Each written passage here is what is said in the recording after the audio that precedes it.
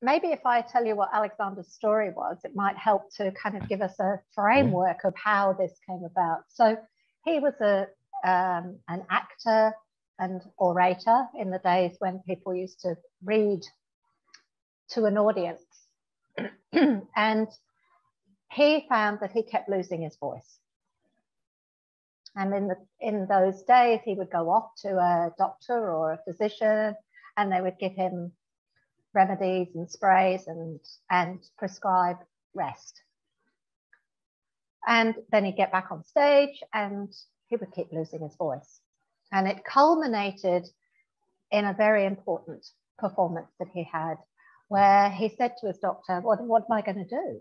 You know, and the doctor said, right, rest the X number of weeks, don't do any vocalizing, and then you'll be right.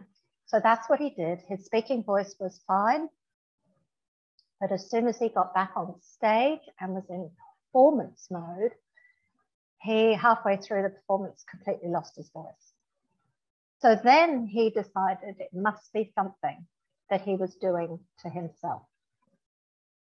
And that was where he started. He thought, right, mirrors. He set up a lot of mirrors around himself and he started investigating what was he doing that was different when he was speaking normally and when he was performing.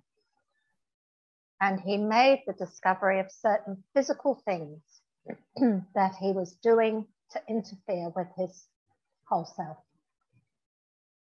It took him another 15 years of experiments and investigations to really find out all these little things that were arising. So he was finding that it wasn't just a physicality. It was something to do with the way he conceptualized the act of speaking in public. And so he had to really start to look at how did that thinking impact his physicality. And he realized that we were looking at a psychophysical coordination of a whole system.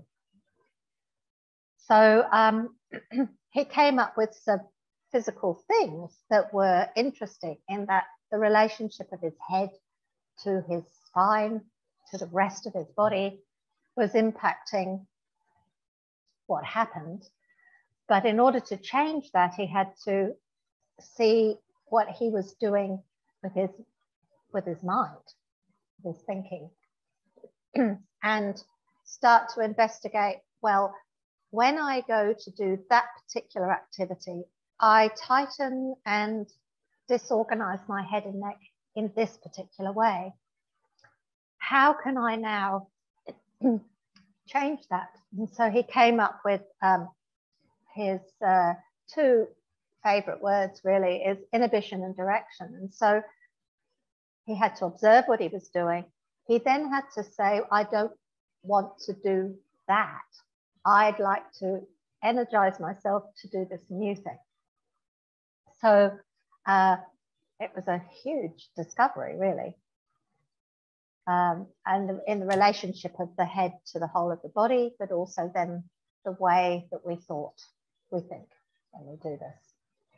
Yeah. So there's this kind of aspect of developing a sense of awareness or a presence in the body.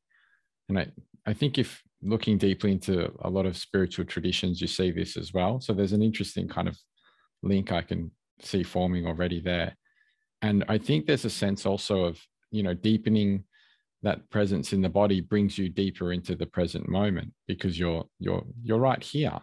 You're not off somewhere else, because you are kind of in tune. And I guess the question comes up for me is developing that communication, or even being able to kind of witness that gaps to be able to make a difference or to be able to change direction. I mean, it sounds like he has spent a lot of effort and a lot of diligence kind of working and experimenting and finding a way through. Is there anything in that area that comes up for you that you may like to share about the specifics of you know, what that process may look like with this specific technique? So he did this all himself, and if we were as diligent, we could do the same.